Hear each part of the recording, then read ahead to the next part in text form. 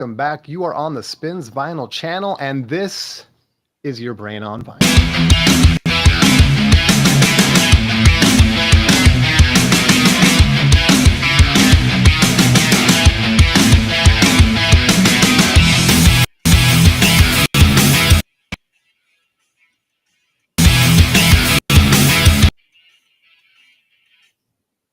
And that went fantastic, folks. Yes. We are on a new streaming platform, guys. Do not hold it against us, man. We are working with what we got here.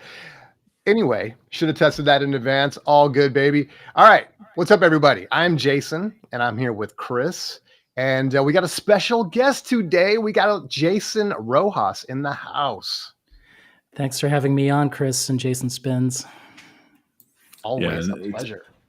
This is our first Your Brain on Vinyl guest. So I just was looking at Jason's resume. You might know him from his Sunday morning streams at 10 Eastern. I mean, they're so hot, YouTube usually shuts them down halfway through. You may know him from Welcome Back. Welcome Back to Vinyl, arguably the best shootouts on YouTube when it comes to comparing records. He's a staple on Surface Noise, both the A side and the B side. He's a wealth of music info. He's got pop sensibility. And maybe most importantly, he went to Target on Black Friday, bought the Taylor Swift record, and played it instead of flipping it. Ladies and gentlemen, Jason Rojas. Wow, that's quite an intro. Thank you, Chris. I mean, let's just bring it here. Can we just admire the goods? Let's bring it. Let's just bring it here. You know, I think if you've heard this story on Surface Noise, I held it like a football, like I was the quarterback, and some moms were linebackers, like they were ready to beat me up, but I made it through. Jason, you got to the end zone. You're the first special guest on Your Brain on Vinyl, so thanks for joining us tonight. Right, I'm the first guest to show a Taylor Swift record on this channel, hopefully. Oh, that's probably the last. Jason, what are we doing tonight? This is a big show, man. Yeah, it's a fun show, man. It is a fun show. So today we got a little bit of some record covers for you guys, man. Why not? I mean, Christmas is coming, right? It's just all supposed to be about fun and presents and all that stuff. So yeah, we're not going to get deep. We're not going to get too deep, but we're going to cover just some fun record covers. We each picked a little stack of them, and we might drop some knowledge. I don't know. I mean, I kind of have some notes on the stuff I picked, but yeah, we're just going to show off some stuff that's fun. And obviously, we want you guys to chime in, let us know what you guys think, and also share your favorite covers. I mean, I sort of think of it, I was thinking about before the show, it's like, as a collector of vinyl, obviously it starts with the music. We all agree with that. But the cover, the artwork, the jacket is part of the fun, right? It is. It's just part of it. Like, it's cool just to kind of have a big image as opposed to looking at your phone on a streaming service or something. And you got the liner notes, you got the inner sleeve, you got the back of the jacket, you got the gatefold in some cases. So let's get into it, man. I think this is going to be fun. So Jason, what was your criteria in choosing your album covers? I'm curious. So my criteria was sort of like, I guess in my head, I already have like X number of record covers, cover art that I already kind of think about. Like, I've already done a little bit of homework on who the artist is and other jackets that maybe that artist did. And so when we talked about this, it was kind of like I almost already had in my Rolodex a little stack of records I wanted to do. And so that was kind of it. It was sort of like stuff that people are going to look at and maybe if you do or don't know already, some repeated artists in here, some artists that did some other cool stuff like book covers and stuff like that. So I really tried to kind of stick to the artwork, I guess, and have a little story about, about the cover art and the artist. So that was kind of my criteria. Nice, man. That's a good criteria. So what's your first record, man? First record. I tried to bring heat from the get-go, man. Here we go. A little Grateful Dead right out of the chute. This is Oxomoxoa. And I know a lot of people are kind of afraid to say this title because it's a weird name. It's also a palindrome. It's the same forwards as backwards. But we don't have to be afraid of it. It's Oxomoxoa. And so This is a great cover, dude. I mean, this is one of the ones I've talked about it before. Maybe you and I talked about it. Well, this is the first record that I ever bought in a store with my own money. As I was riding my bike down to the local record shop trying to find something that my mom would like. And of course, she was a big Grateful Dead fan, so it was like, oh, I didn't recognize this cover, so I snagged it and brought it home and everything. And so it's weird, dude. It makes me feel like I'm 10 years old every time I hold this thing. But anyway, this cover was painted by a dude named Rick Griffin. And Rick Griffin will be famous to those that are sort of into the Dead. He did some other stuff. He did a lot of stuff like in the Haight-Ashbury days and stuff like that. He was kind of one of those artists. And this has some symbolism to it as well. I mean, you got the kind of a sun up here, which kind of doubles as an embryo or an egg.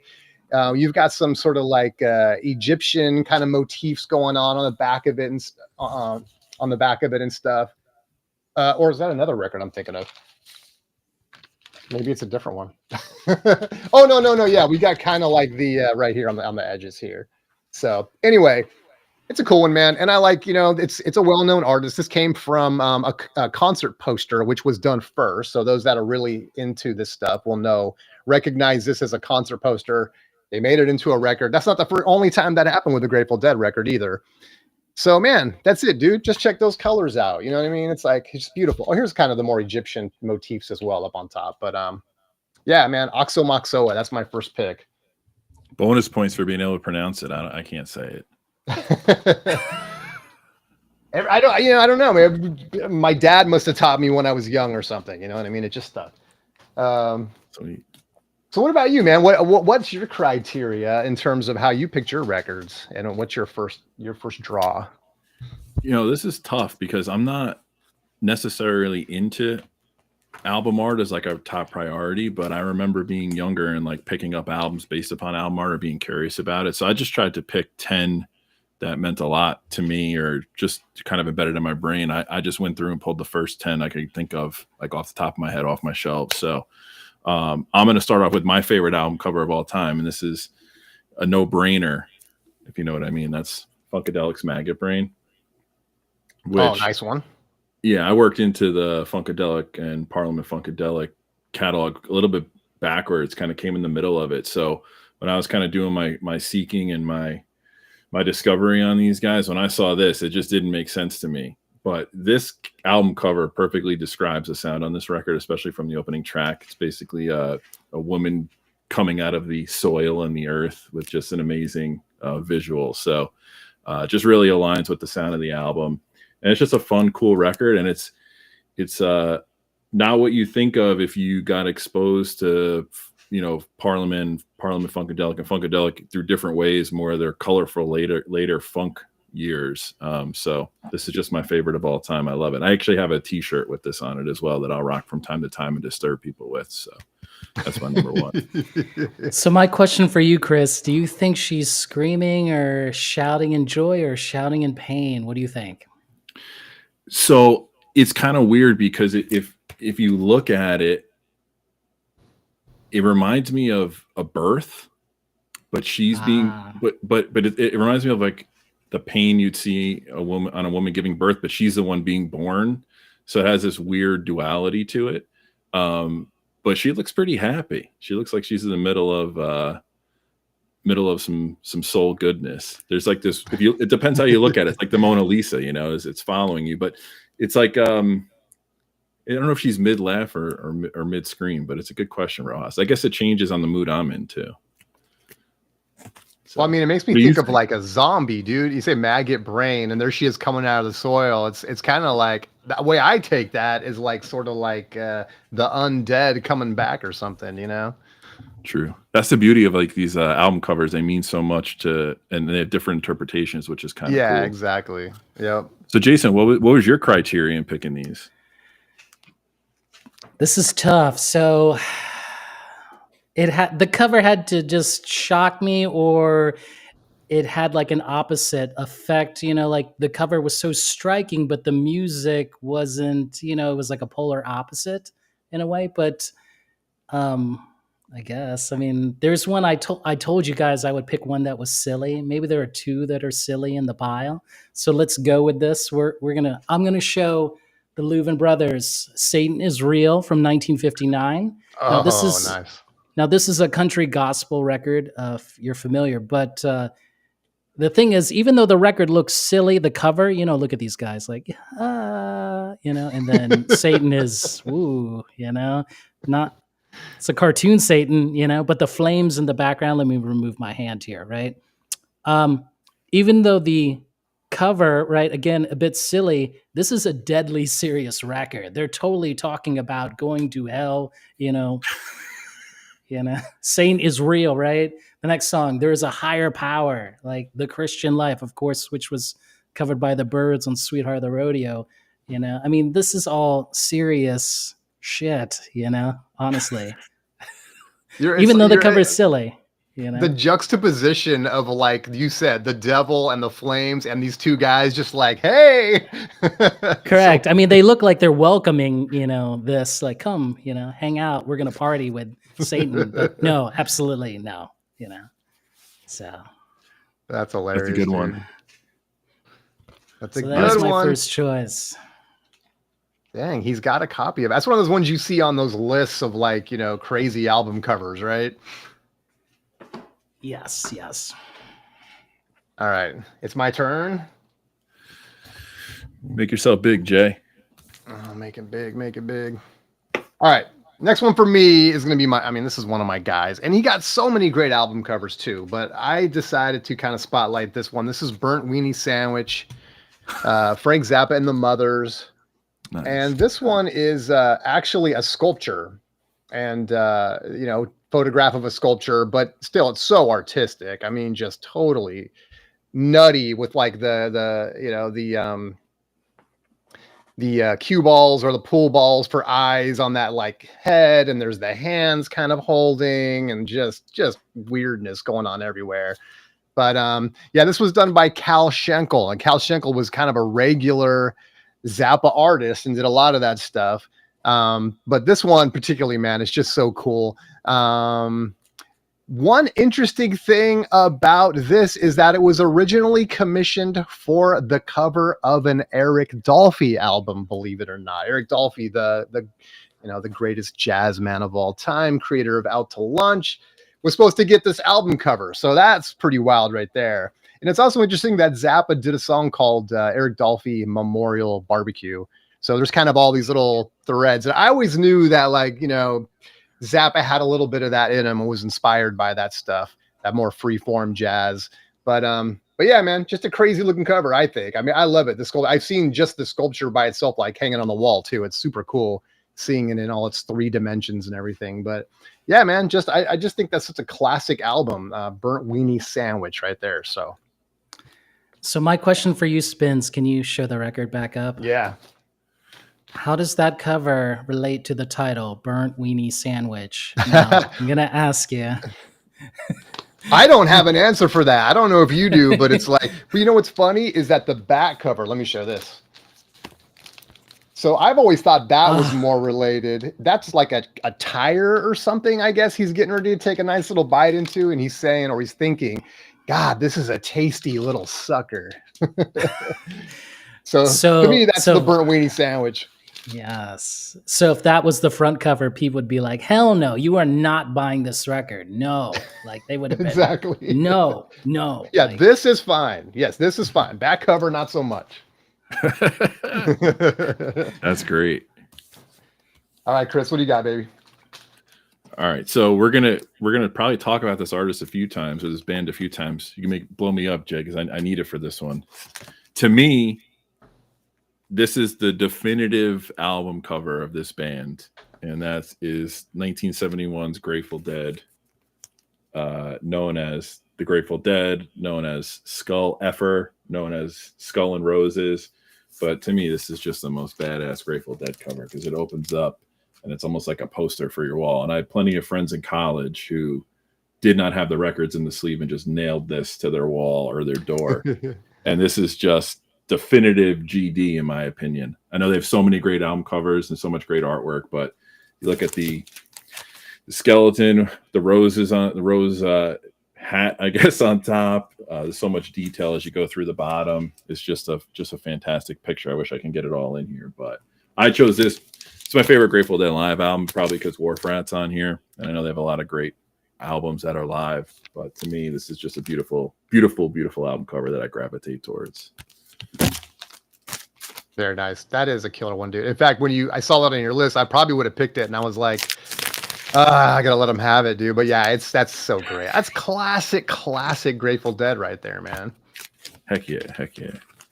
What do you got, Rojas? What's number 2 for you, my man?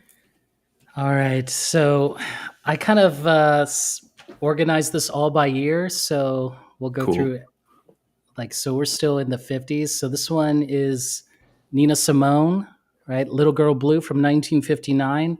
And this is vocal jazz, I believe, right?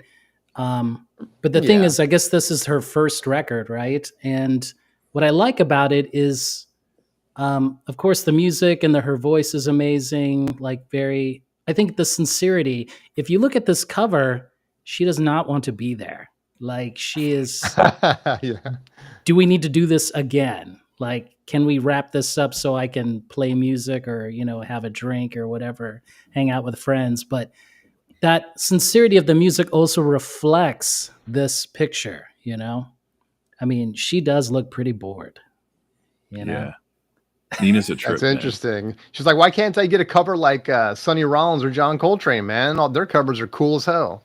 Or she was just not interested. You know what I'm saying? Just take the picture so we can be done and move on. Yeah, right. Not even, yeah.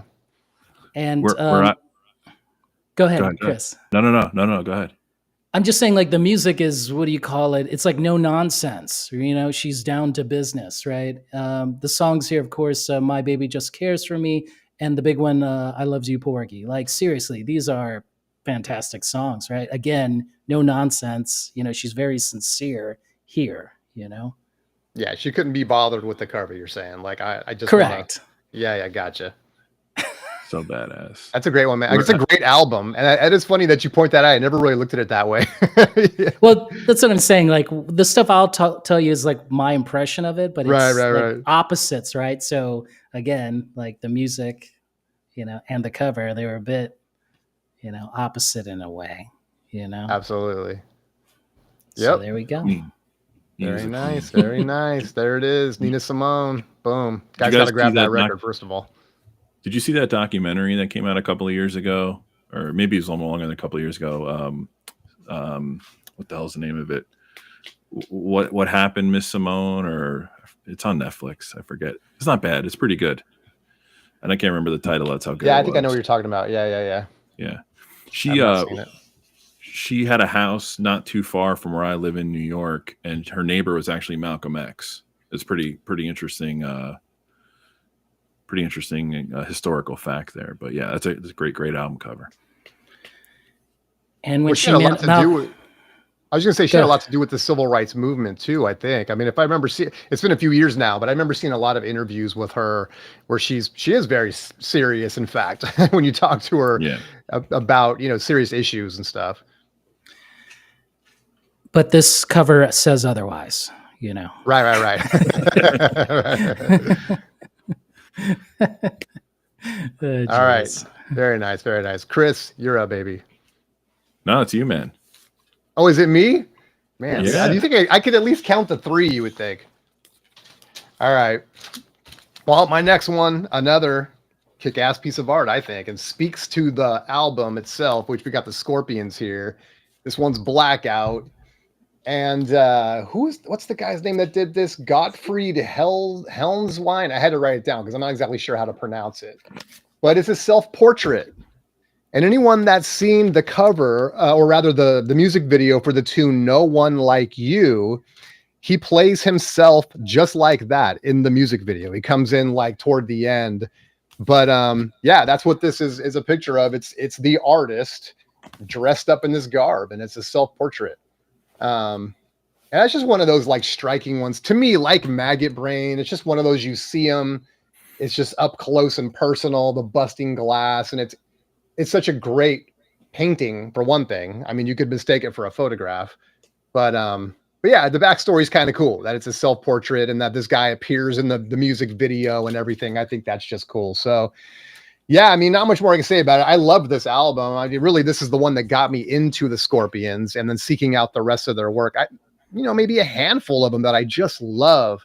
So yeah, Scorpions Blackout, man, and I just love that dude. Again, it's just such a great, realistic looking painting, but of such an odd thing with these forks on his eyes or whatever, man. Just wild. So that's my third one.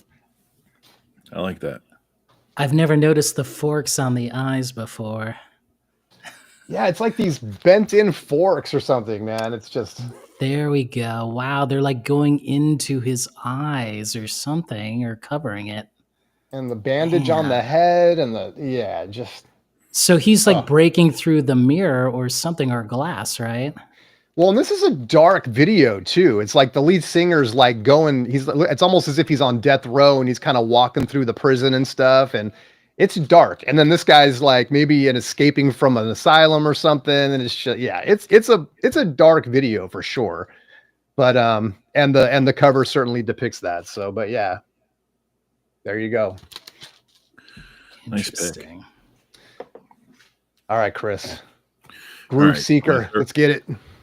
My third one, 1970, the album that single-handedly transformed and ruined jazz simultaneously. Miles Davis, Bitches Brew. I freaking love this album cover.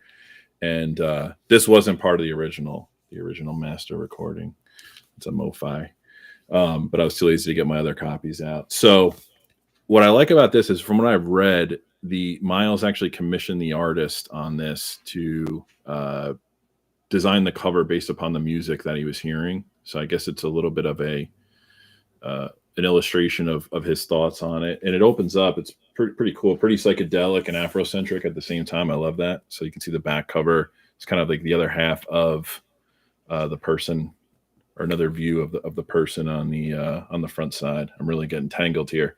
But this was another album like similar to the Maggot Brain, where you come into Miles Davis from like a traditional jazz standpoint, and you see this like in the bins, or you see a picture of it, like, what the hell is this about? And the music just sums it up right there. So this is as I start to kind of decorate my walls, I would definitely look into getting some kind of print of this to put up, because it's just a beautiful piece of art. So Miles Davis, Bitches Brew. Do you know much about the alternative? Because there's been it has another jacket, or they did I don't know what it is, outtakes or whatever it is, but is it the same artist, but they just did a different poster? Or maybe that painting's bigger than we thought it was? Or do you know anything about that?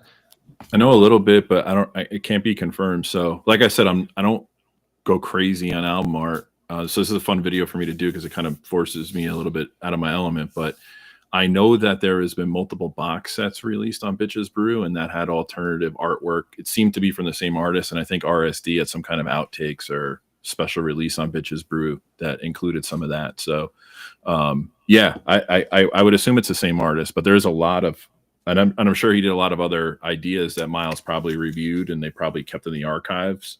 So I'd have to read up on that. I'm not 100% sure. Yeah, all good. Sorry to put you on the spot. I just thought I just popped into my head, because the other cover is really cool too. So I didn't know, and they're very sort of seem like similar motif and everything. Yeah. What's up, Rojas? All right. I almost picked that. I'm glad I did not. I put it back. I was like, nah, I can't. It should be unique, I mean, I almost chose In a Silent Way, because there was something about the way he looked, and it was his face on the cover, and it was very mysterious, right? Like the title, In a Silent Way, Miles's face, right? The background was pitch black. Like, what's going on? But I did not choose it, So instead, I chose mention. Correct. Yeah. I chose 1967 Nico Chelsea Girl.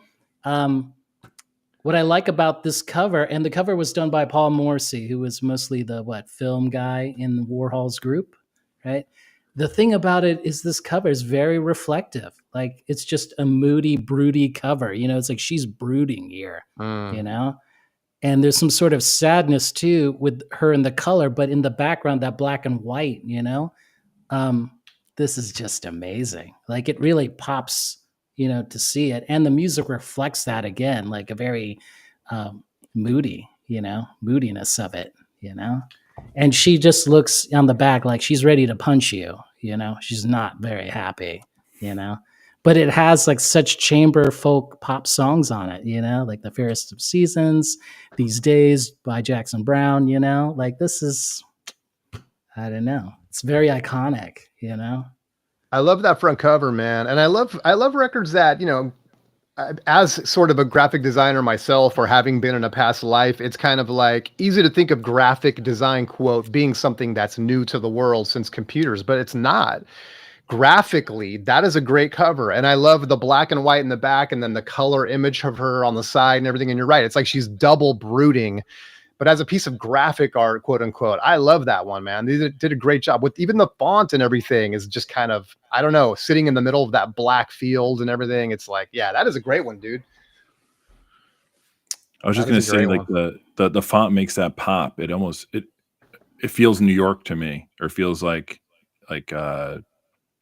artistic to me in like a modern way, the way they laid that. But go ahead, Ross. Sorry. Nope, you just continue. I'm just saying it's fantastic, and that's why I chose it. There's something about it. It really catches your eye for sure. No doubt. How is that record? I got to be honest, dude. My understanding of Nico is Velvet Underground and Nico, and that's kind of where it begins and ends. But I know a lot of people are into her records. How's the music on that one? Like I said, very folk popish, very chamber, like with some orchestration on it, like a string quartet. So, I mean, it's actually probably the most genteel of her records. Everything else sort of goes to that avant-garde. I know that Jose likes the other records, but I prefer this one. You can play this one to anyone, No offense. I mean, I wouldn't play Desert Shore and Marble Index, on a date, but maybe maybe they would like it. I don't know. Janitor of Lunacy. I don't know, man. If it's a bad date and you want them to leave, maybe. Well, I would play Metal Machine music, and that would be the end of there that. Yeah. Rojas, who produced that album? Do you know? Tom Wilson, who was the guy that did Mother's Invention, Zappa, right? Bob Dylan, of course. And Johnny Cash. Yep. And the first, I think, Simon and Garfunkel, I think. Yep. Cool. Very cool. Very cool. My choice. Very nice choice. I love it. All right. Jump into my next one here. I did see a little note of Van Halen earlier. We talked about it. Someone mentioned a different one. The one I'm going to point out, though, is 1984. Again, another kind of hyper-realistic, pretty realistic looking painting here, right? So I don't want to go... all of my picks are not going to be as photorealistic as some of the ones I'm showing here, but this one's great and has a cool story, man. The band commissioned this artist, and name was Margot Nahas, I believe, and to paint a portrait of 4 women dancing. The artist was basically like, I'm not interested, or wouldn't do it for one reason or another. But I don't remember all the details, but somehow a portfolio of the artist was brought to the attention of the band, and this was part of that portfolio, and they saw this painting and they were like, that's it. We want that. That's what we want to commission from you. We need to license that or whatever. That needs to be the cover. And so it's interesting because I never think about this painting already existing before the idea for this record, right? But it did. It was just part of the artist's portfolio. And so, yeah, the rest is history. I mean, it's a cherub here stealing a cigarette, with it's just such a great, like this 50s hairdo on this kid, the early rock and roll look of him or her, and then the wings and stuff. And then with the, whatever those are, Winstons or whatever, I don't know. But I don't know, always love this cover and stuff. And I just love how the whole cover is filled with that artwork. And I was so in love with this that I was looking online to see if you could buy prints, and the artist now, who I guess still owns the actual rights to this, sells them on the website. So I'm kind of like, and now that I'm pulling this out again, I'm kind of tempted to go buy one. But anyway, 1984, man, love that album. So Spins. Go ahead, Chris. Go. No, go ahead. So Spins, what do you think of, what does that mean, that cover, the angel, the cigarettes, and what does that have to do with the title 1984? What do you think? I don't know, man. I think it's one of those, like, it's sort of like what you've been saying, where it's kind of like this juxtaposition of things going on here. You got this innocent angel kid who's supposed to represent good, being tempted by the cigarettes here or something, or good people doing bad things. I don't know. Is that sort of kind of the theme of Van Halen in general? Is kind of like this like duality. I don't know what it has to do with 1984. When I think 1984, of course, I'm thinking like George Orwell and sort of like that kind of thing, Big Brother's watching and all that, which I don't think is related necessarily to the record. Of course, the record came out in 1984. So I don't even know if there's any connection there at all. So I don't know, man. Again, I just thought it was one of those cool things. I thought it was very Van Halen when I saw it. Of course, I was young when this came out and was there for it and loved it. But I don't know, something about an angel sneaking a cigarette that just seems very David Lee Roth to me. I don't know. Do you have any ideas? It just means that fun, right? Dangerous fun is alive in 1984, right? There you go. There you go. Couldn't have said it better. I think it's like corrupting the youth, like, because everybody, if you like rock and roll, everybody's first time hearing Van Halen is like, it just gives you that shock and that jolt. So most of the time you hear it when you're a kid. That's how I feel. But it's a great cover. Is the artist selling the print without the album title? Is it just the? Yeah, it's just the art print. Yeah. Oh, that's cool. That's cool. Yeah, it's cool. So I have a modern one. This one is pretty cool for me. This is, I think, their 7th or 8th album, Dave Matthews Band, 2012, Away from the World. I picked this because Dave Matthews himself actually did the artwork. What's cool about this is whenever Dave Matthews signs an autograph or he signs like a guitar or something to be auctioned, every autograph actually includes a sketch. So if you meet him in the street and you give him a piece of paper, he'll sign his name, but he'll also draw something, which I think is pretty cool. If you go on eBay or look at some of the memorabilia that he signed, you'll see it. And I think it's something he started doing like kind of later on in his career.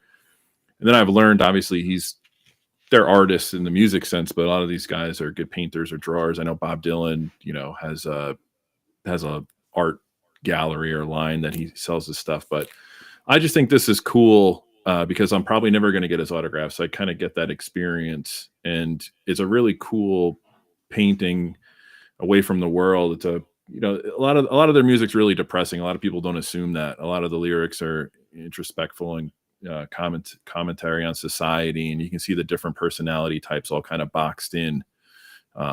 Frustration, sadness, anger, all these different emotions. So I just think it's a really cool cover and a little bit atypical, a little bit of a departure of what they were doing previously on their album covers before. So that's my pick. Yeah, I like what you said about all the different kind of emotions and things, and really boxed in, right? There's kind of this claustrophobic feeling kind of coupled with it. Yeah.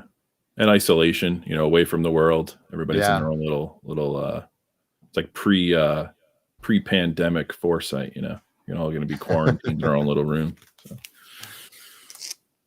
That's cool. I don't expect many questions on the Dave Matthews Band, but I couldn't find a Fish record that I wanted to show, so that was the next best guess. Well, I mean, that's a very unique cover. I'm not familiar with that record, but that cover is very striking. Well, and it's cool that the artist is, who was it? The lead singer, Dave Matthews, right? He's the artist for that. Yeah, okay. Dave Matthews himself, yeah. Very cool. Very cool. There's some soul on here, Rojas. I feel like there's a couple tracks I can send you and say, oh, this is tolerable. Maybe I'll do that. I'll check it out. Sure. All right. My second silly choice of the evening is the Attila record from 1970. Now it features good old Billy Joel here with the nice hair and the mustache, and the eyelashes and eyebrows, of course. That's Chris's guy. Right. So if you're not familiar with this record, this is a heavy psych hard rock record with organ and drums only.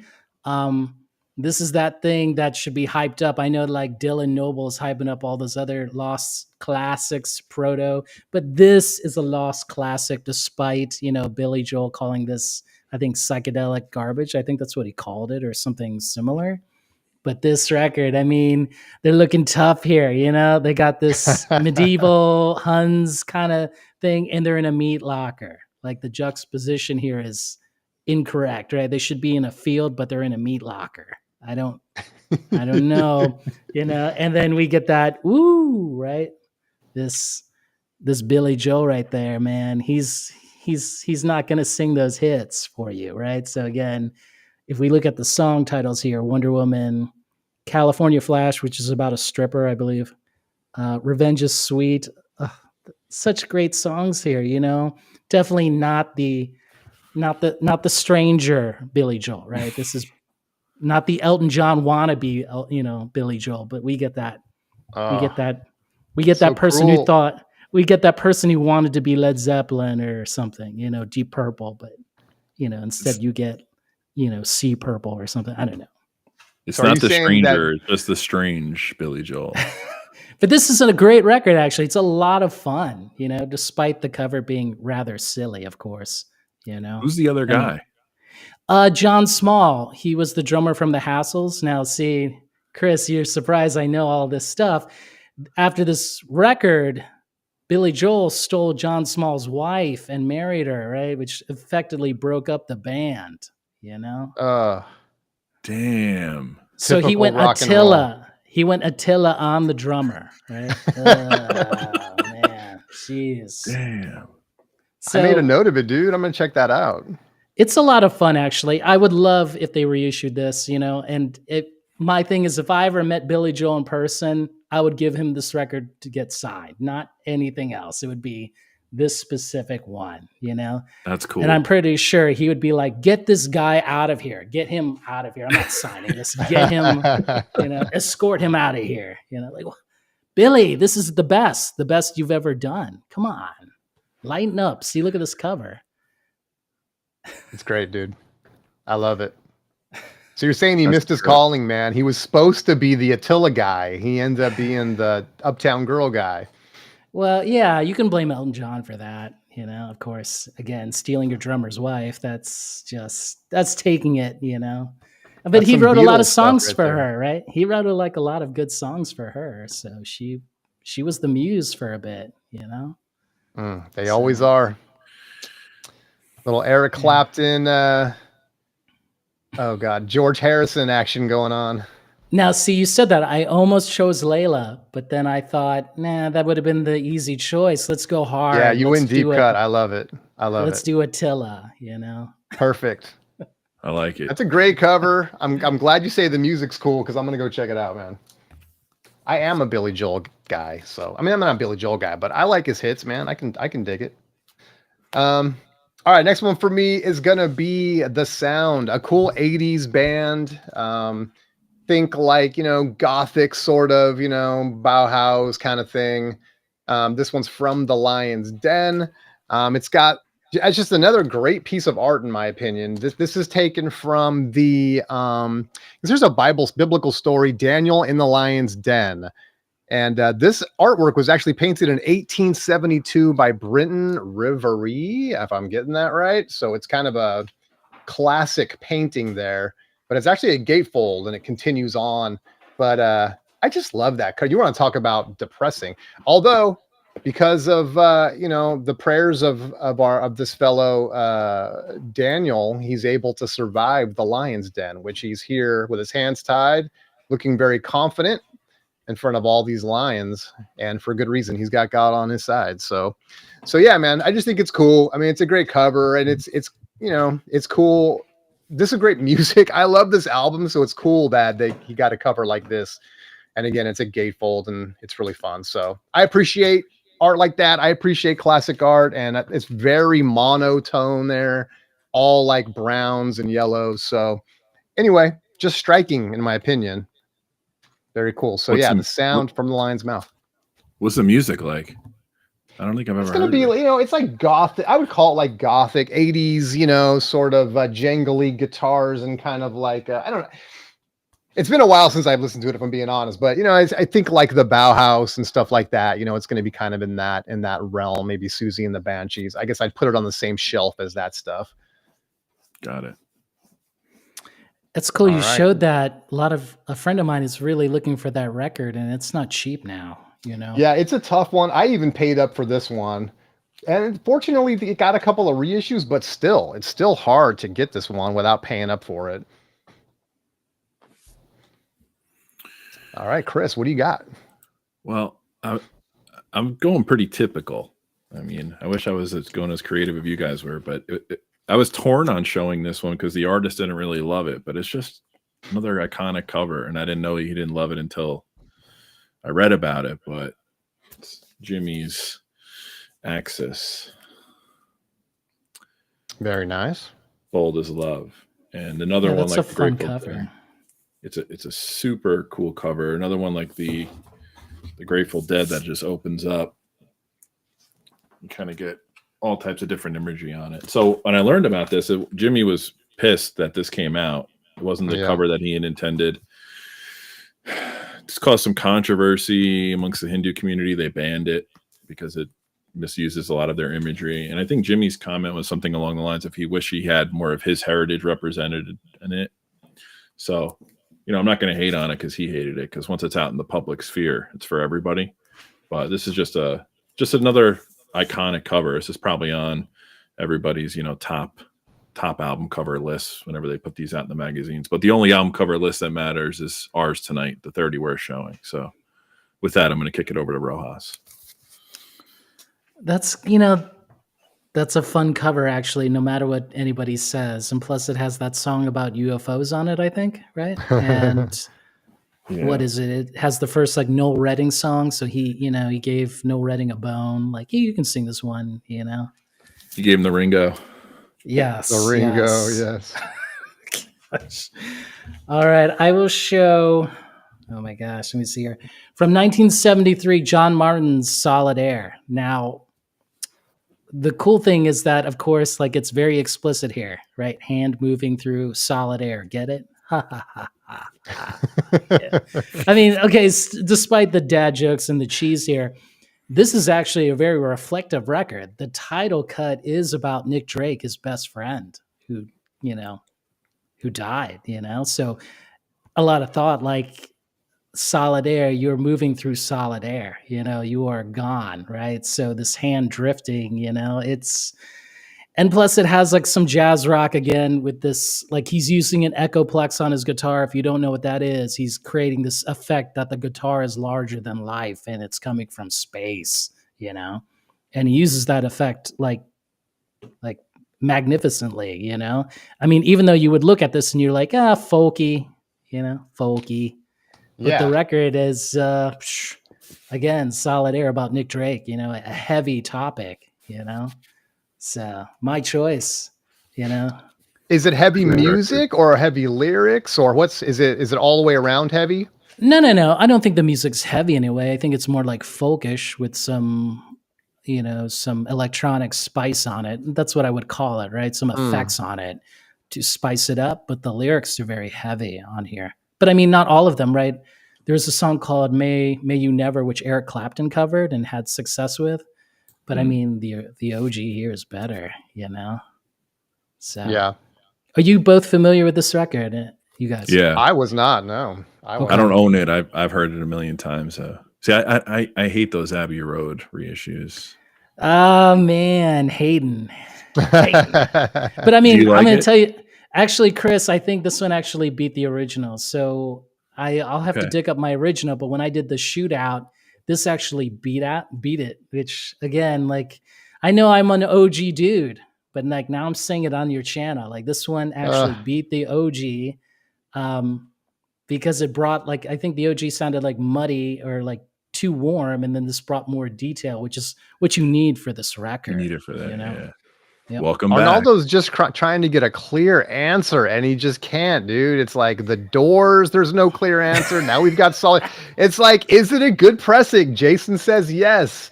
Yes. Chris says no. So Arnaldo, I have bad luck with the Abbey Road reissues. I feel like they're very flat most of the time, and there's something different that's gone on with half-speed mastering, I think, versus old half-speed mastering.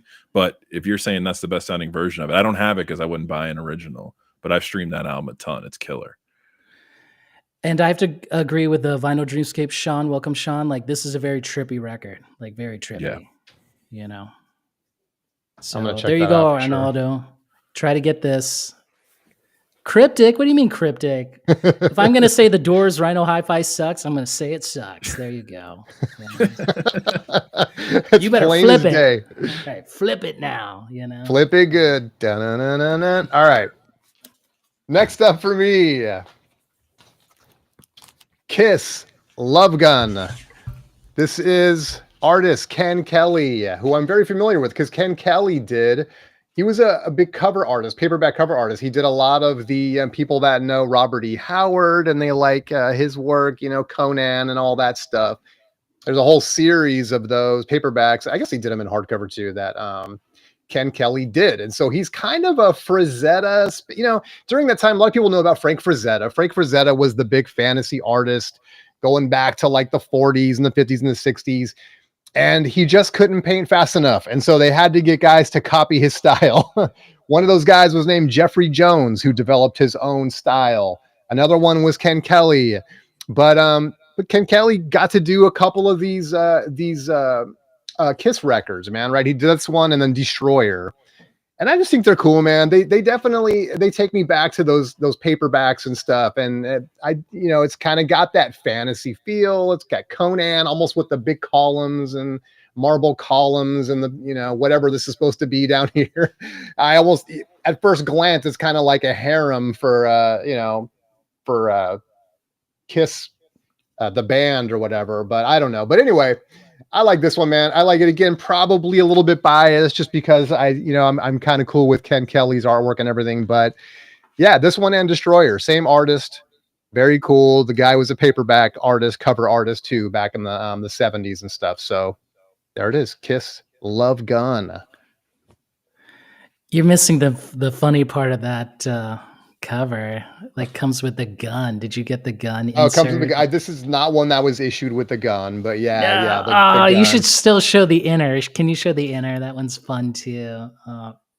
Well, there's the back. It's just kind of but then the inner. Yes. This is just the Kiss inner. Oh man, there we go. Dude, there's stuff. I mean, everything. Like there's the label and everything. Man, Kiss was one of the most kind of visual, marketable bands of all time, right? And so even as a kid, before I even heard the music, I would see stuff like this and just imagine, like, what could that possibly be inside there, you know? Anyway, did it live up to the hype? I don't know. There's massive Kiss fans out there, so. All right. What do you got, Chris? I think this is one of the most important album covers ever, and it's cool as hell too. And that's Tribe Called Quest, Midnight Marauders. So nice. It's got a little Some Girls flavor to it, a little Sgt. Pepper's flavor to it. This is an important album cover because if you think about the climate in hip hop, this is probably one of the last 1 or 2 years before all hell broke loose and everybody on each coast kind of hated each other. It was issued in 3 different versions. Rojas, you might know a little bit about this. It was red, green, and black, and I think each version had a different profile of people on the cover. And on the back, it identifies the people kind of like in a, kind of an answer key. It's also pretty cool because it continues that Low End Theory artwork, which is so iconic from their best album. And I'm almost positive, I could be wrong about this, but I think on some versions of the album, there's still people that they haven't fully identified, or at least a few years ago, there was still like 2 or 3 people that people really couldn't understand who they were. And there was a lot of speculation, but some pretty famous people on this album cover, the guys from Black Moon, MC Light, Lords of the Underground, Too Short, Dr. You got Dre. the B-Boys right there, front and center. Yeah. Dr. Dre. Is that Grandmaster Flash in the top right above the B-Boys? Sorry, I'm just like... I don't know. It might be. I'm looking at the back. I'm looking at looks the like answer. him. And he's got the headphones and everything. I don't know. Yeah, next to him is Heavy D, I believe, right? Yeah. De La That's Soul cool, dude. Yeah, this is a really cool album cover. And it's a lot of DJs that I think supported them and kind of what they were doing early on and gave them a run and gave them some credibility, even though they really didn't need it. But also, it kind of goes with their idea of the unity movement, right? When you talk about what they were doing with native tongues and all the people they were working with all the time, it was really about collaboration rather than kind of the beef, and that has its place in hip hop. But this is just kind of like a final stamp on that era when this came out. So really cool album cover. I wonder if someone actually posed for that with the body paint, or is that just a kind of an after effect? I don't know. I'd have to research the artist. By the way, my favorite person on here is the fact that Ice-T is there, which I think is so badass. Oh yeah. Well, I think Busta Rhymes is like below, to the corner. Yeah, right here. Right? Yeah. Oh yeah, totally. Yeah. Yeah, there's a lot of people on here.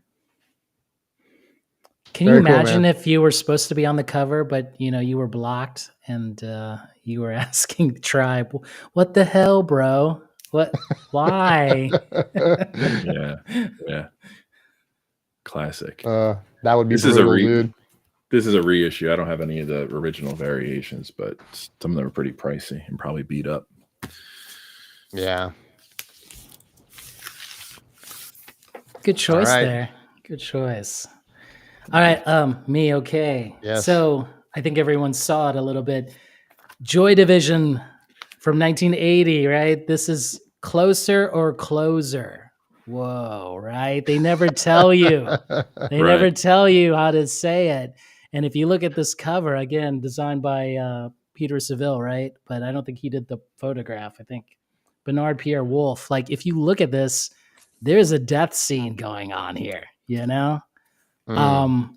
which if you saw this, again, reading this closer to you, or this is the closer, the end of the road here. See where I'm going with this? Absolutely. Very mysterious, very stark cover, which again, this kind of stark moodiness represents the songs on here, that kind of darkness again. And if you read the inner of the songs, right? Let me move this. I mean, again, Heart and Soul, 24 hours. Yep, you only have 24 hours in your life, right? Yeah, it's it's the only way to take that title, right? Once you see that cover. right. And then like that, man, end side one means to an end. Woo, Oh man, like this is a heavy record, I wouldn't say it's all depressing, but again, I believe the starkness of the cover itself, right? Just, this is my choice, I picked my 10 over the weekend, and then this morning I was like, damn, I should do Closer. And I was like, so no, I was there, and I was like, man, maybe I should do Closer and Unknown Pleasures, but I thought that would be overkill. But well, I mean, I almost chose Unknown Pleasures, but then I looked at this. I'm like, well, let me listen to this one more time, right? And it was like, I was listening to it like, whoa, holy crap. Like, oh my gosh. Yeah. And again, Closer or Closer, right? That's right. Man, dude, now you messed my head up, dude. I thought it was just Closer. Now this is what I'm saying. Happens. When you talk to Rojas, you have to just throw away everything you thought you knew because it's all wrong. My mind is blown now, man. Yeah, that's a great one, dude. Kind of reminds me too of that Dead Can Dance did a record, or maybe a couple records with kind of like these statues. One's like reaching into a window or something. If you guys are familiar with Dead Can Dance, and it's very like gothic music and kind of, I don't even know, to be honest with you, I'm not sure I recall what you would actually call it. And their style really kind of changed from their first album to the rest of it. But yeah, it's kind of like that statuesque look, like what we're looking at there. Like, I don't know, is that a painting or a statue, or I don't know, man. I guess it's a photograph. It's a photograph. And then of course, the way it's designed on, the cover really heightens it, Very cool.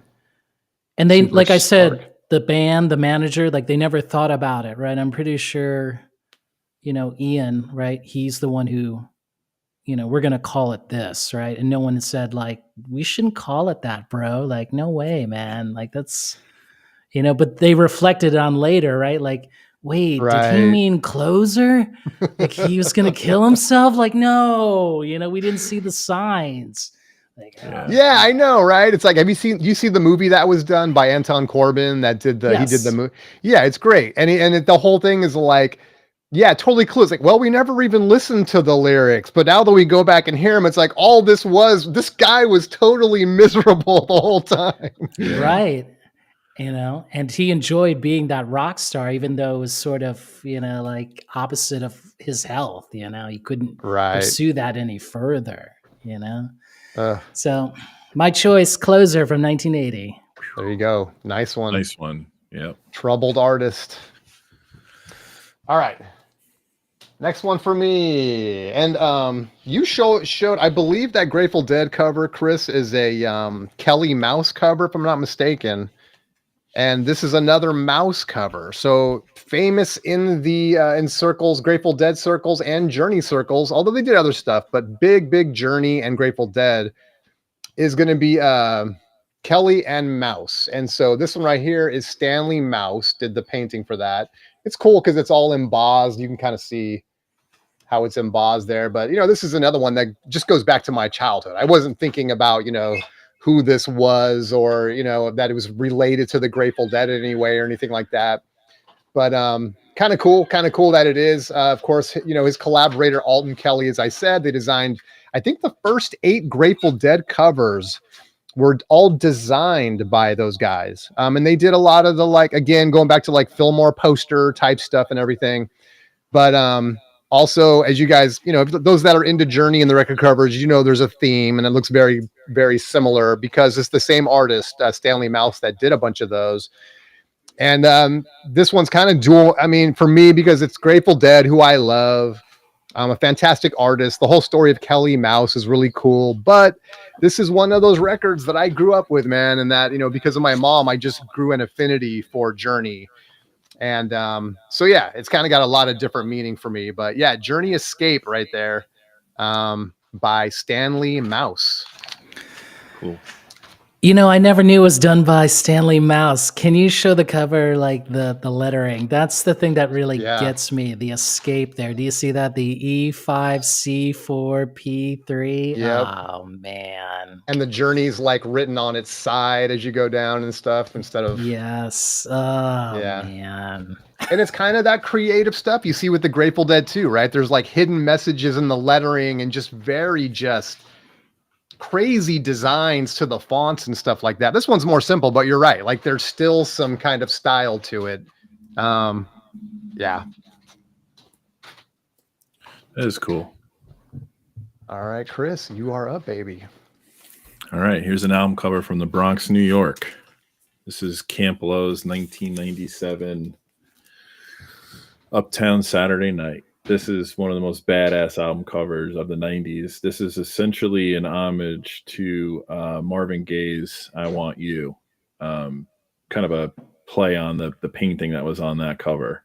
So if you don't know this record, this is their debut album. I think they might have had one more after this and they just disappeared. They had a big song with Lucchini, which East Coast hip hop classic, but it's a very jazzy, soulful hip hop record. No, it's not an OG. I wish it was. But this is a cool album cover, and it's kind of like I like one thing I love about hip hop, especially kind of the era that I grew up in and listened to. There's a lot of soul sampling and R&B sampling and homage to that era. So this is just a really cool play on that record. And when you listen to the record, it makes sense why this cover is like this. It's just a cool, chill party record. Stone Cold classic. Yeah, that's great. Great cover. Love that stuff, man. That's cool. All right, Jay, you're up. All right. Now, again, I didn't get through all the albums I was fighting to pick, and that box was closer than the other boxes. So I chose from 1981, Phil Collins' Face Value, right? So what is this record, right? I mean, this is his first solo record, from Genesis. And the crazy thing is that you're going to take him at face value, right? And the cover is showing no this, choice. right? You have no choice. And of course, the back, he does it right. He ain't messing around. You get the back. There you go. But again, this record, even though it has like this, it's like pop rock basically, but behind the pop rock and the facade is like anger and revenge, and after his divorce or breakup, like he was pissed off, so you will take him at face value serious. I mean, look at these eyes. Dude, I know that is a great photograph, actually, man. If you look at the detail in those eyes, holy cow!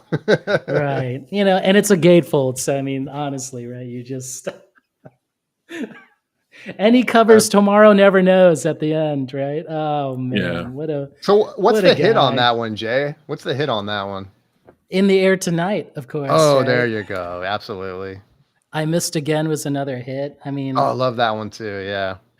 and of course, what else? Yeah, Tomorrow Never Knows. I think he does cover Genesis right behind the lines, and then This Must Be Love. That was like another minor hit, but again, take him at face value. You have no choice, folks. No choice in the matter. Yeah. Oh my gosh. Arnaldo's right, man. Open the gatefold and you see inside his head. There you go. Right. He used too many Post-it notes. That's actually how my brain kind of feels. That's great, dude. All right, little Phil Collins action there. All right. Next up for me, and I've done this guy once before, so this is gonna be Griffin. What's his name? I wrote it down. I'm forgetting. Oh, Rick Griffin. Rick Griffin. So this is the Quicksilver messenger service for. I know there's a lot of ringware. Sorry, guys. This one is subject to ringware. It's got that shiny cover on it. But Rick Griffin, and again, we were talking about just wild fonts. This is the same guy that did Oxo Moxoa, the Grateful Dead, which I'll show it again for those keeping score. You can see very similar fonts, right? So yeah, same artist, Rick Griffin there. I don't know what that is. I always kind of looked at that like, the alien face hugger. I always thought that was the alien face hugger right there, but I don't know. But yeah, this is again, I think it's another just stark kind of iconic cover, late 60s. If you're into San Francisco psychedelic rock, this is a great album, first of all, but also a really kind of cool iconic cover. And again, the great Rick Griffin here again doing his lettering thing. And that Q is interesting. Maybe that's supposed to be the devil or something, Jay. I don't know. He's making a reprise here. But but I love it. I even kept my sticker on there, man, because I hadn't been back to Rasputin's in so long in Berkeley that when I went there, I picked this up because I had to get something. So I left the sticker on there, man, just to reminisce about the great Rasputins, or what used to be the great Rasputins. I guess it's debatable now, but yeah, Quicksilver messenger service. Rick Griffin right there.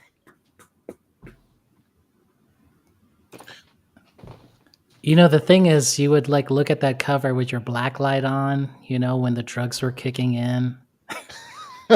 Yeah. Well, that was 50% of these records, right? Is that the drugs would kick in and then you would just trip out. What is that? That's why they're so detailed and like abstract. The messenger service. They are so Yes. slept on, the messenger service.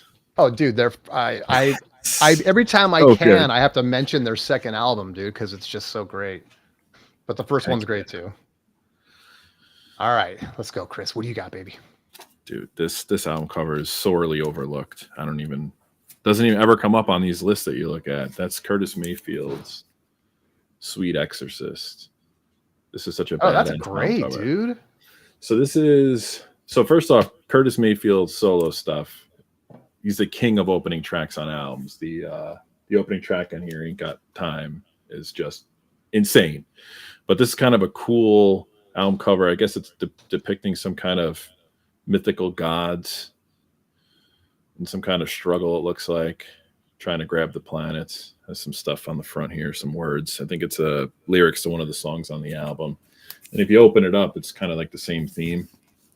It's like little short pictures. So here's a guy that does his gate folds correctly. I don't go through that trouble, but that's cool, dude. I love how you got the you use the two sleeves on there, right? So you can like open it up still. Yeah, I like that. That's a vinyl hack right there, guys. No, this is actually a sleeve that is made specifically for gatefolds. It's not two separate. Oh, okay. Yeah, that's right. I forgot they made those. Yeah. Yeah, I found these. I forget who sells them, but yeah, I enjoy them. Yeah, this is so badass. And it's kind of the same thing when you talk about your exposure to Curtis Mayfield through the impressions, or you see Superfly, you don't picture this mid-70s psychedelic,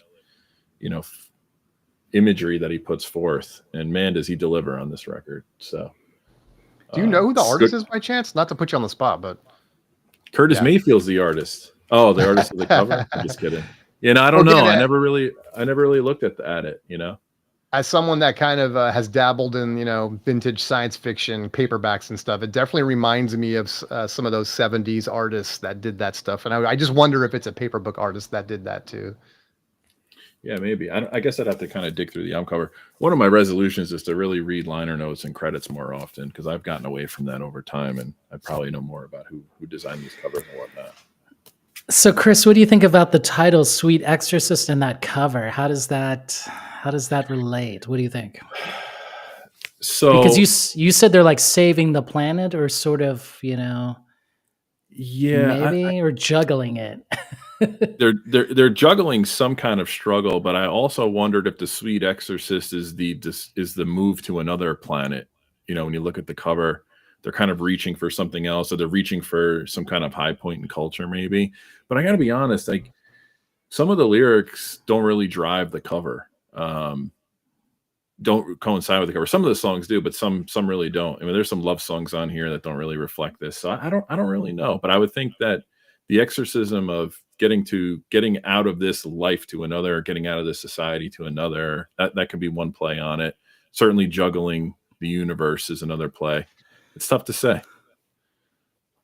And I'm sober, so I mean, it's even harder to well, it's kind of like, if you look too, there's a lot of death going on around them, right? It's almost like reaching to the planets for like escape or something, maybe. Like there's all these waves, like it's like this tidal stuff going on, and there's all these bones.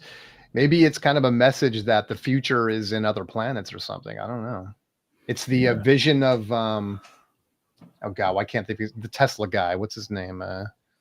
Elon, right? It's Elon's vision. Get off of the planet, Well, you see too, like a lot. I know Rojas went chronologically. It was a cool idea. I should have done that too, because some of the stuff I chose was late 60s and early 70s, and there was definitely a psychedelic influence, but this sort, like a revolutionary influence from a psychedelic standpoint. It wasn't all grim. It was more of like an expansion of culture or mind to get to a certain place. So in a way, that's kind of reflected in the times here, from what they were saying. But I don't know, if you guys don't have this record, at least stream it. It's freaking killer. Yeah, I'll definitely check it out, man. That's cool. I've never seen that one. Actually, a fun experiment, nerd out for a second. If you take, I think I told Rojas this once, if you take all the first tracks from Curtis Mayfield's catalog and put them in a playlist, it's the most incredible listening experience you'll ever have. Like every album, even his bad albums, like some of the later like disco stuff, the first track is like just a gem on every record. There's some great comments, man. Choosy, you're right. Hot Tuna stuff is so cool. Here's weighing in on Vinyl Dreamscape. Sleeve is kind of Afrofuturism escaping the planet. That is nothing but war and racism. Yeah, I mean, that would not seem wrong. What's up, OJ? Good to see you, man. All right. The movie Exorcist came out shortly before this LP. Curtis was influenced. Oh, that's cool too. Yeah, that would make sense. All right, Jay. That's a good cover, Chris. So now, as everyone can see, I have like these notes here to make sure I say it right. From 1981, ABBA, The Visitors, right? Now, they're Europop, but this cover is not representing any happiness at all, right? And they look very, they're not looking at each other, right? So you're dealing with two divorced couples, or soon to be divorced, right? In hell. Oh. And they are the visitors in hell. Does everyone see where this is going? So the Sunshine Pop is over, right? The game is done, right? It's finished. So I chose it because this cover really represents the desolation, right, of the record, and the title cut itself. Like, if you don't know the title cut, The Visitors, man, like one of the best new wave songs ever. Like, it crept into their style. And in the back cover, you're really seeing that, like, this sort of orange, hue on it. I mean, this is nuts, really. Is it a happy Yeah, that's record? wild. Not necessarily. I mean, there's some cuts on here, maybe like Head Over Heels. Let the Music Speak, right, which is one of their biggest hits. But everything else is wild in here. They have a song number 3, when all is said is done. Yep, that means like not the dinner is done, but the relationship is done. So this is actually my favorite ABBA record, and I always like looking at this cover and seeing, man, things are not well here. It gives me like the Shining vibes, where it's like they're in that massive hotel and things are not good. There's like this whole ghost story in like each of those photos. I don't know, for some reason I get that, kind of vibes. It's just like so stark. Yep, and this is why I chose it. My pretty favorite cool. ABBA, The Visitors. I Very mean, cool. just as creepy as the Joy Division. All right. Well, heck, man, I made a note of that one too, dude. I'm gonna have to go check that one out. I'm not mad at ABBA, so that's cool. All right, next one for me is gonna be this is just kind of like front of mind for me because I've been really trying to nail down and fill in gaps in my electro, funk, R&B, soul catalog, and so of course we got to do a little Shaka Khan. We got Rufus and Shaka right there.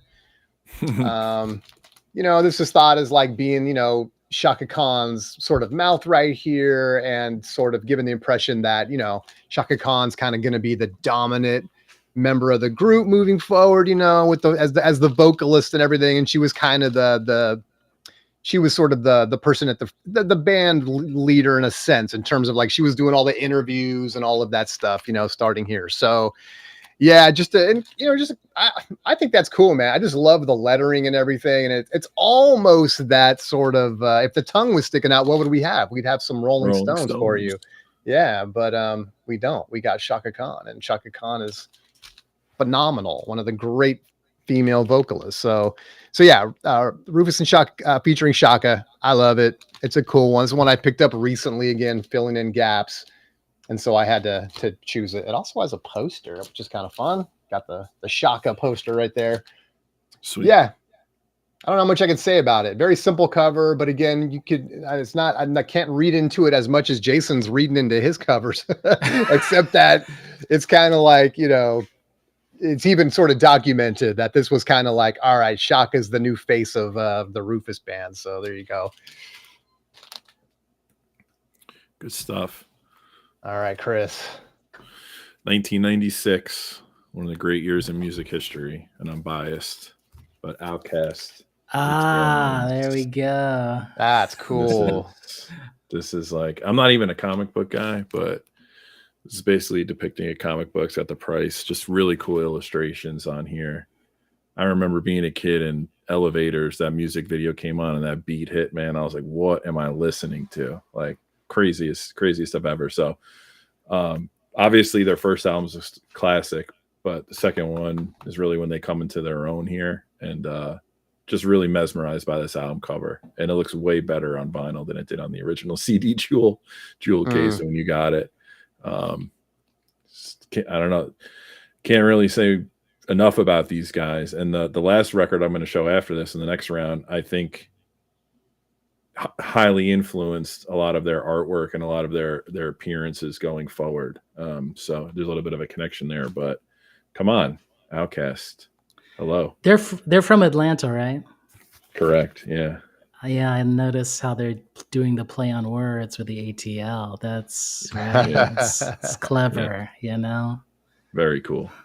Good catch. Yeah, I like that it's in a comic book style. That's fun. It's like I'm not a collector of comics, but I've always loved comics growing up and stuff. So that's a nice little spin on it. Yeah, and if you look, like, they kind of have alien eyes if you look real close. I'll see if I can get it closer to the camera. So it's playing into that ATL aliens thing, but they're just the greatest. Right behind Tribe for me. They're awesome, except when they play the flute. But hey,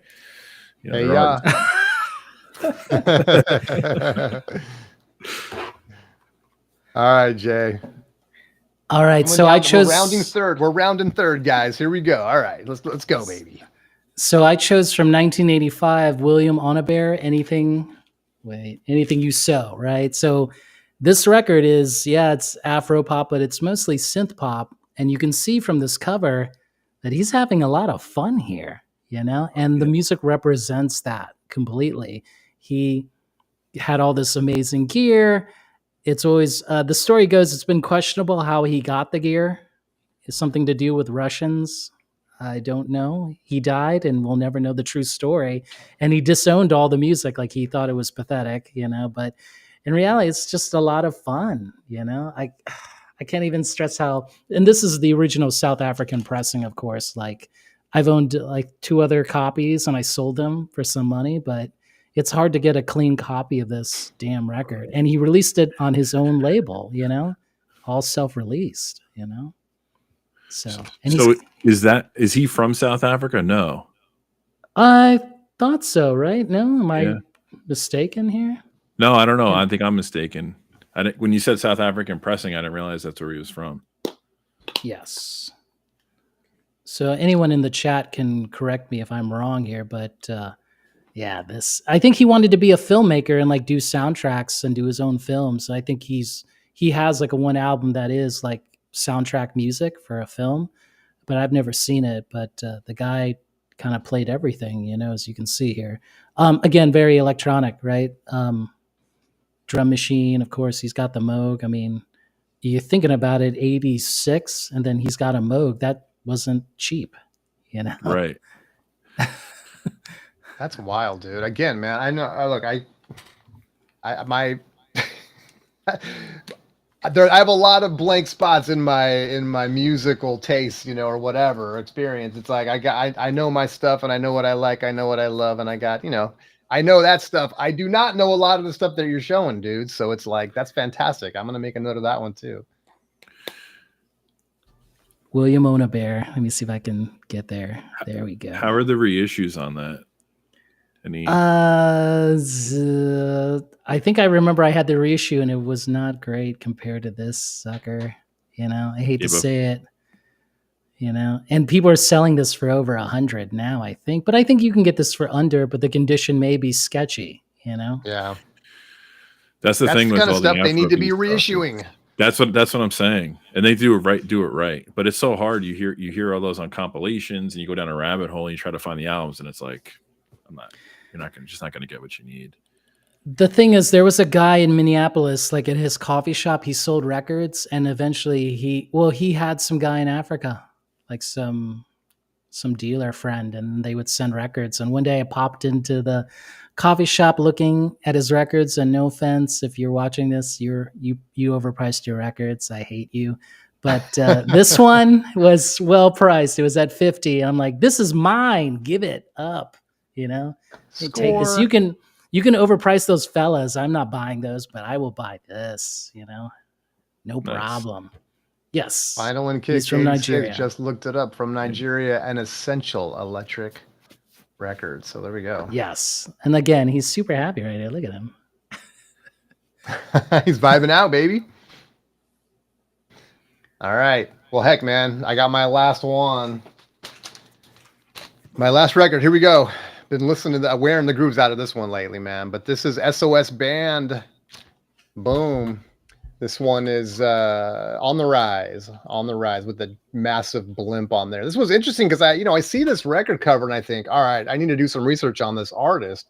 He must have done a ton of stuff like this, right? And he didn't. So this guy's a fine artist. If you look at his website, you're going to see a lot of wildlife paintings and stuff.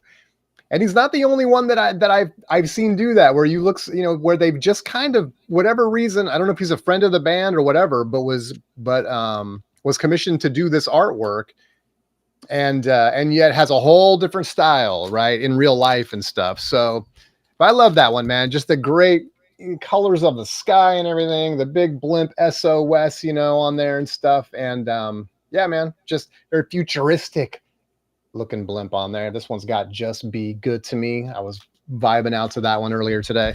But yeah, man, I don't know, just a great cover, and I don't know, kind of an interesting story. It's interesting how some of these covers get done, right? Like the 1984 one and stuff, and with this one, it's like this is one of only a handful of covers he did, but he's a very prolific artist, just in a different field. So anyway, SOS Band, great record there. So what did I say? Yeah, on the rise. Nice. All That right, was Chris, a solid you're 10, right. man. All right, so this is one of my prized possessions. This thing is, I can't believe I found this. It was minty as hell. Came with the extra 45, and I think it has a strong connection to that Outkast record, just from a stylistic standpoint. And I could have showed their whole discography, or at least most of it, and that's Funkadelics, One Nation Under a Groove. I love this album cover. Just all types of LSD driven, cartoony, late 70s flavor on here. Killer cover. That cover's like good enough to eat, man. Just look at that. It's like cotton candy, ice cream, like yeah, dude, I mean, the colors on that thing. So beautiful. Look at the back. Come on. It's like a superhero. It is. That's interesting. That's Incredible. great stuff. It's interesting. The art style, though, kind of reminds me of like early Teenage Mutant Ninja Turtle. Like it's not like it's someone who's got. They have a very distinct style, and I wouldn't say it looks. It's a little amateurish, I guess I would say. It's like it's somewhere across between like your Saturday morning cartoons and a comic book. It's kind of sandwiched between that, and then I hope we don't get blocked on YouTube for this. So I'll cover that. But, if you're 14 or 12 in 1978, I think this came out.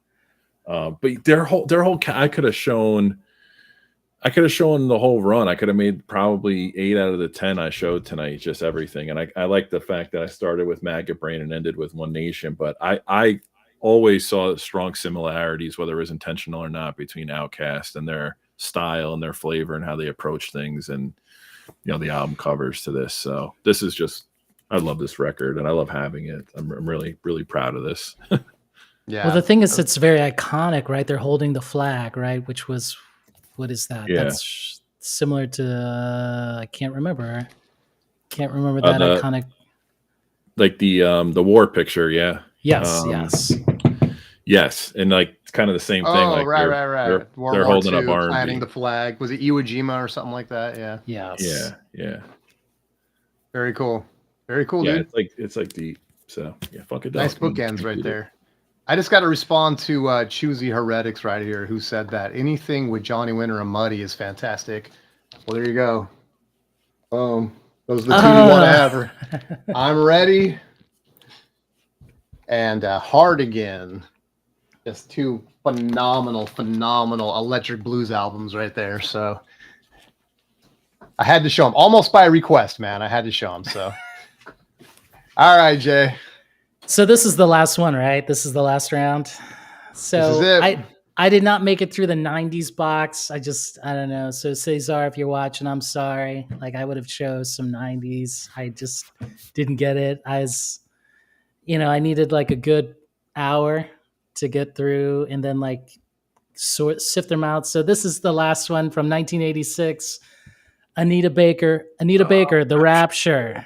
Okay, so why did I choose this? This cover, like this is not, there's something with this cover, right? She is pulling in, right?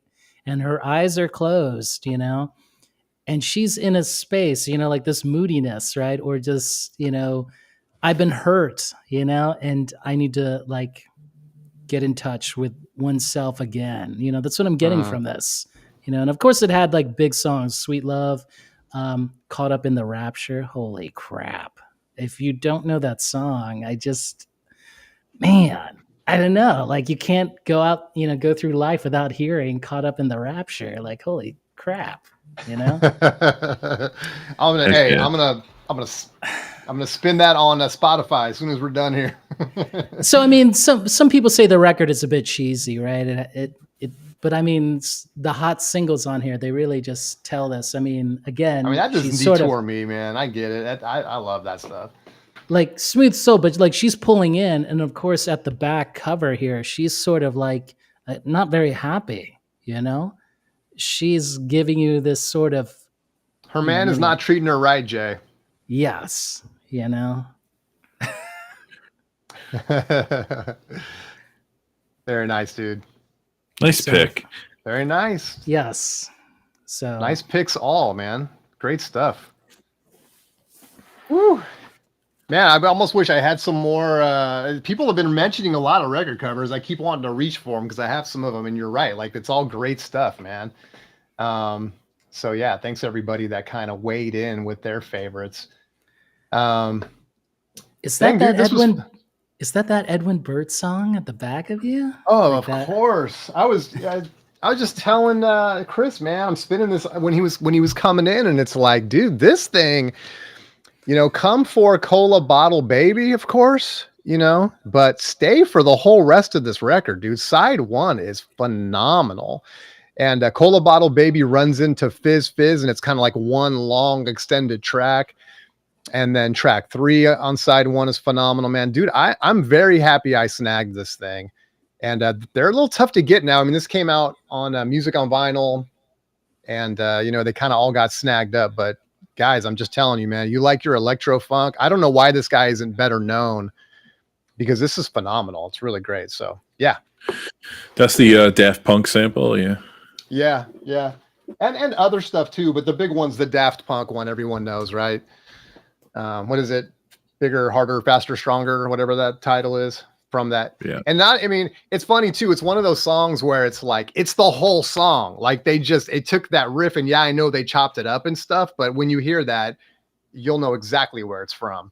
But he was great, man. Edwin Burt song was phenomenal. That's just a great album. Very, very happy with that one. Well, Jay, hey, take us out with something from the wall, dude. Take us out with something from the wall. I'm looking at that one. What is that? What is that? That one with the green face on it right there? I'm real curious to know what that is. So this is like Os Mutantes from 1971, and I believe Sean Vinyl Dreamscape, he knows what the album's called. I'm not going to pronounce it. Oh my gosh. Ardeem Electro, or is that it, Sean? I believe. But what the hell, Peter? You met Edwin Burnsong, you lucky bastard. Dude. Yeah. What the hell? But this is Mutantes from 71, like still doing silly rock stuff.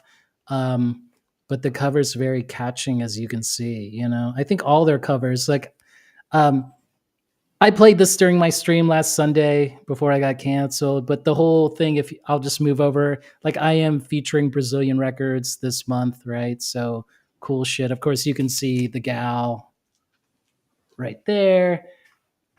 Jorge Ben, Gilberto Gil, Caetano Veloso, Tom Zay, the Tropicalia record, all the Os Mutantes.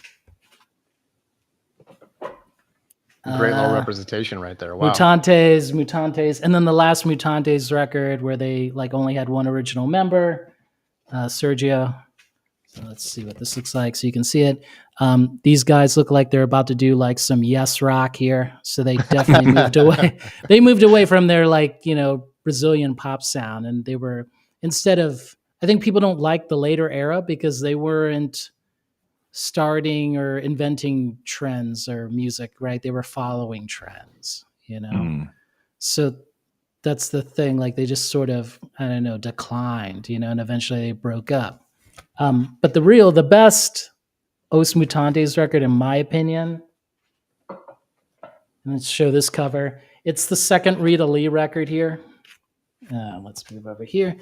Yes, this cover does not look appealing. Let's just get off the bat here, but this is the best Os Mutantes record. They all play on it. She sings on all of the songs, right, with the Os Mutantes backing her up. Like this is a fantastic record. I mean, they definitely look all 70s out here, But if you have if you have a picture of Sergio playing the sitar, you can't go wrong here, Dude, you know? sitar. I mean, wow. Okay. But That's see, sick. Arnaldo, like he kind of lost his mind after Rita Lee and him broke up, and then he came out with, I think, a few solo records, but his first one. Now let me show this because it's over there. You can see it. I mean, he totally lost his mind. Like the breakup caused him a hard time. I mean, look at that bullet belt, woo, and leather pants, you know, and Loki question mark, right? Arnaldo Baptista. Like, man, this record is actually super hard to get. It is not cheap, you know. And again, like, look at this, no shirt, you know. He's like a punk rock BG. So yeah, this one's kind of wild. Like, I don't think it's that great, but I mean, like to own it, you know, and listen to it and be like, man, I'm sorry, Rita Lee broke your heart, bro. I'm sorry. You know, it didn't have to go this way, you know. And look at that back cover. You see that like sort Oh, of shadow bro. silhouette with him and then the angel like on top, like, man, serious. Watch over me. Right. Man, That's wild, dude. He's gonna I can't tell. He's gonna try to kick some ass from that photo. I don't know how far he's gonna get, but he's gonna try to kick some ass. And he's got the the bullet belt. Hopefully, he's got the gun to go with it.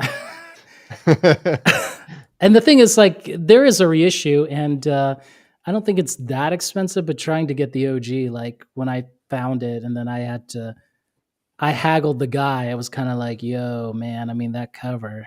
Come on, take 50 off. Great, Come on dude. now, come on. And it was mine, so here we are.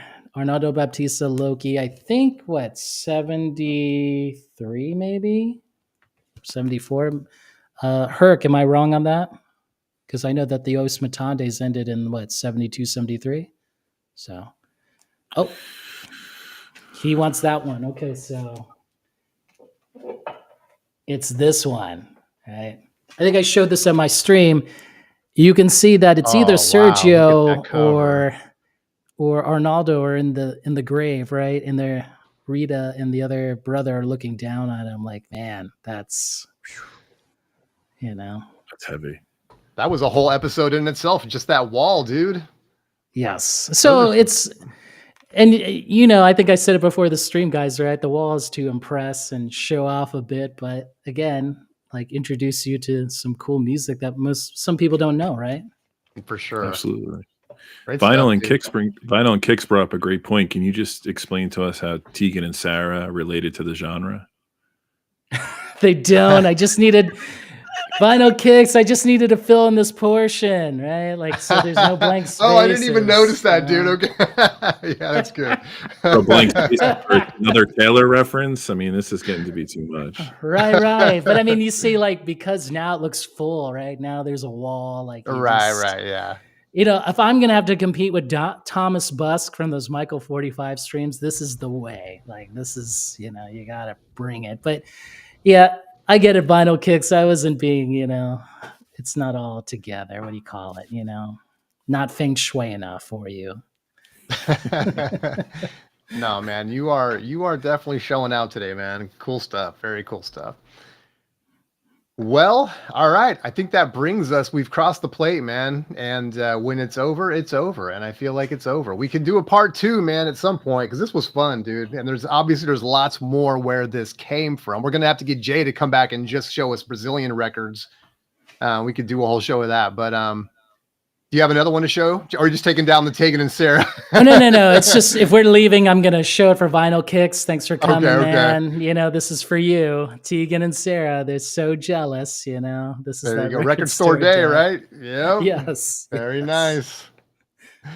All right, guys. Well, dude, Jay, thank you so much for being here, man. It was a pleasure. Chris Spence, thanks for having me on. Awesome. Chris, as always, fun, dude. Oh, making yeah. Mondays great. Bringing back Mondays. Making Monday great again with the Your Brain on Vinyl series. So thank you, man. Love it. Thanks, guys.